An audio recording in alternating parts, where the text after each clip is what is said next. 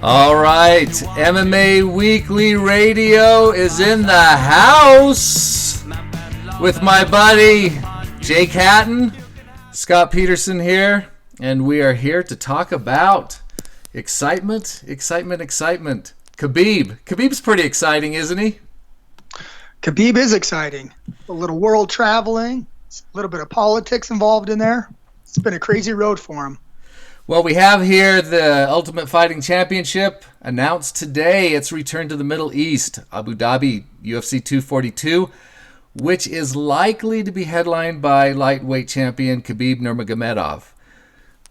It's not solid yet, but it kind of makes sense. The UFC announced a 5-year partnership with Abu Dhabi's Department of Culture and Tourism, which marks the promotion's return to the Octagon, and will see them host events that include at least one title bout each time they make the trek to Abu Dhabi. And so this shows this will be the first such event. It is slated for September. And, man, this is pretty interesting. Some fun stuff. It's been a while. When was the last time they were there, Jake? Gosh, I think it was... Well, the first time was, I believe it was 2010. Was that Anderson Silva? Yeah, Anderson Silva versus Maya, and I believe that was when BJ fought Frankie for the first time. Well, that's right. That was pretty cool. And then the next one was Nogueira. Nogueira was on. So it'll be the third time that they meet together, and or meaning UFC does the dance with Abu Dhabi, but it'll be the first time Khabib does. So interesting stuff here. It's kind of an interesting track because just for the fact that there's a history between the UFC and Abu Dhabi, because they, the country of Abu Dhabi, not necessarily, but I mean, they owned a piece of the UFC, 10% through Flash Entertainment years ago, which was kind of like the ushering in is what brought UFC to Abu Dhabi the first time. It was only $400 million. It was a small investment. And so, yeah, amongst us rich guys, it's just a tad. But it's kind of interesting because that was it might be confused with what went on later on with the investment with Saudi Arabia and the Prince of Saudi Arabia, which became kind of a big thing when he was actually an investor in Endeavor. So that was a different thing because Ari of Endeavor, which WMEIMG was part of or morphed into, gave the money back to them surrounding the controversy with the journalist Khashoggi. So, and where their investment money was returned. So this is that, the Saudi Arabia thing was different from that, but it can be kind of a little bit easier, kind of understandable to kind of get things confused there. A little bit scary giving that money back. I believe they said Ari was traveling with bodyguards. Oh, really? Yeah, because of possible repercussions. Understandable, but they have their money back. And interesting. So yeah, it's crazy. So they're going back. They're going back to Saudi Arabia, and it's not for sure, but it's a possibility that it possibly might be the return of Khabib to the Octagon. And who do you think it'll be? I mean, I think everybody supposes it is going to be Poirier since he's the interim title holder. Yeah, I mean the fight that truly needs to happen is Poirier. I mean, the guy's beat a murderer's row. He's beat Jim Miller. He's beat Eddie Alvarez twice, although one was a no contest. He beat Anthony Pettis, Justin Gaethje, and then he just put on a clinic versus one of the pound-for-pound best on the planet, Max Holloway. So for the true pure fight fans, and if UFC really wants to, keep their rankings, this is what makes the most sense. However, yeah, give us a however. We could give you a little bit of dirt here. Conor did beat Dustin Poirier. Granted, it was a while ago, and I mean, that's the biggest fight you could possibly make is Conor, because you have countries involved. Conor versus Khabib would be a massive fight, but the fight that should happen is Poirier. I mean, he's earned it. He's truly earned it the hard way. And it kind of makes sense, too, that Khabib would be headlining that card. I think why a lot of people speculate that is, after he beat Conor, he went on a promotional tour, his victory tour, and he actually went to Abu Dhabi. He went to a lot of different countries. Turkey, met with a lot of world leaders. Erdogan, met with Putin, met with the leader of Chechnya. And there's they're setting the groundwork back then, so it makes sense that they would put him on there, and he received his sentence, which was, what was it, 9 months? I believe it was supposed to be. I believe it was 9 months. That was supposed to be up. That's not going to be up until July. Which so it meets that, but I mean that has to do with the Nevada State Athletic Commission. Yeah, which really means nothing because he wouldn't have fought anytime soon anyways, and it's not like he's hurt. He can continue to train, do everything, and be ready for a big fight in UFC 242 in September. Yep. Hey, we are going to go to one of our resident writers, Jeff Kane, he's been with the site. He's been writing with the site for well over 15 years, and so we'll get a little bit. I think we got him on the phone here. Jeff, are you on the line? Yes, sir. Oh man, Jeff Kane. Are you the original Jeff Kane?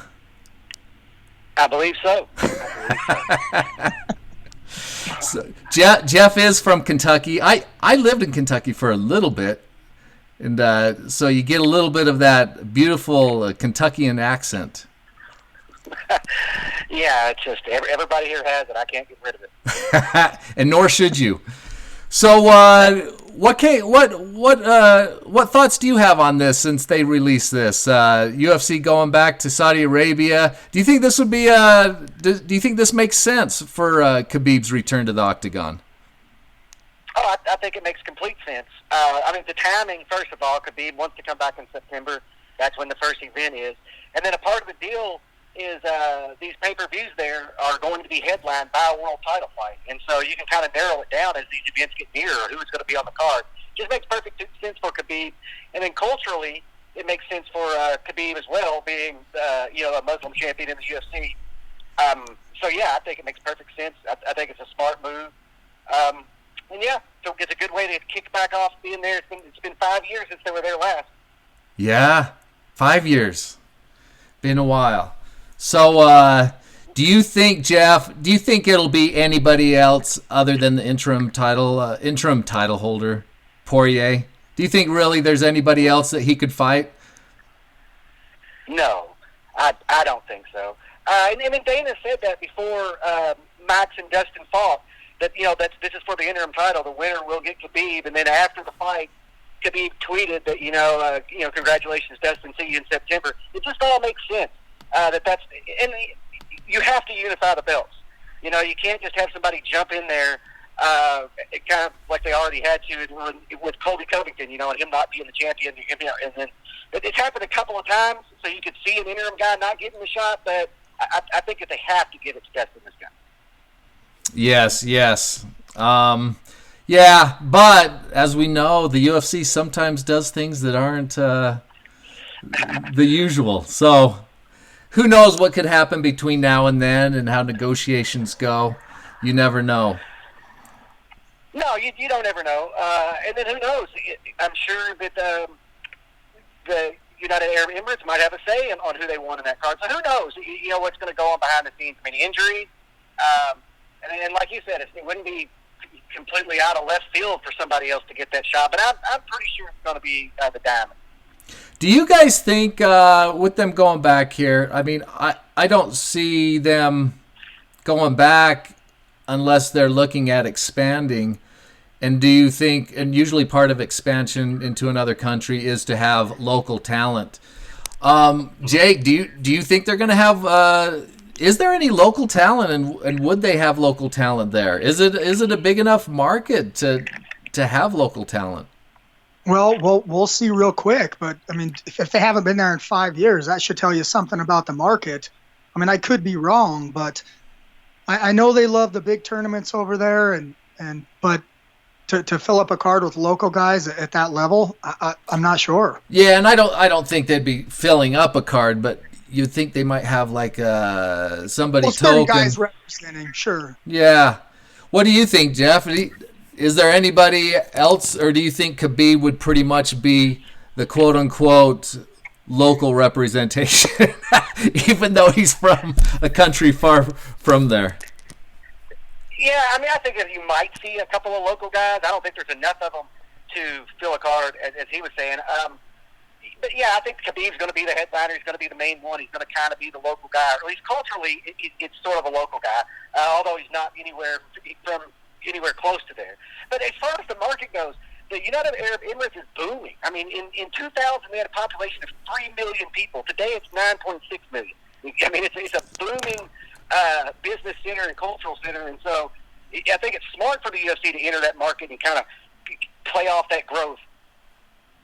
Yeah, for sure. Who do you think? Do you think Khabib? Do you think there's been too much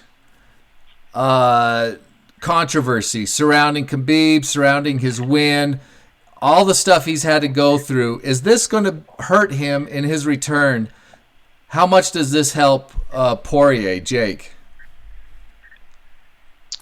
How much does it help Poirier fighting there? Yeah, in fighting against Khabib, how much of an edge do you think it gives Poirier an edge? If Poirier is going to be the opponent, or any opponent, is it going to give him the edge against Khabib, being that Khabib is, with the controversy, the suspension, he hasn't fought for a while?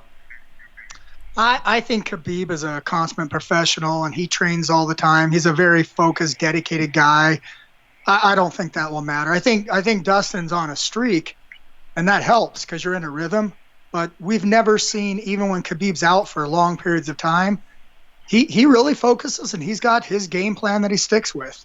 And that's smothering opponents and just that grinding, grueling style. And he's never strayed from that. So I don't really see an advantage.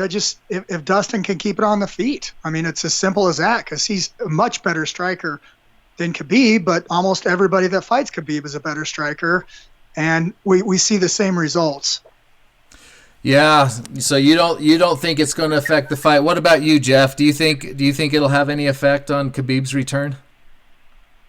No, I don't think it's going to have any effect on him. You saw Khabib during the bus incident with Conor and the trash talk at the press conferences all the way up to that fight. He kept his composure until after the fight. And so I don't think he gets rattled by anything. Now, he is going to have to face the questions from the media. You know how we are, savages. You know, we're going to be asking about those suspensions and the difference between fighting Poirier and fighting McGregor and the lead up and the smack talk and all of those things. But I don't think any of that gets to Khabib at all. All right. Well, September, Abu Dhabi, Khabib, possibly. It'll be fun.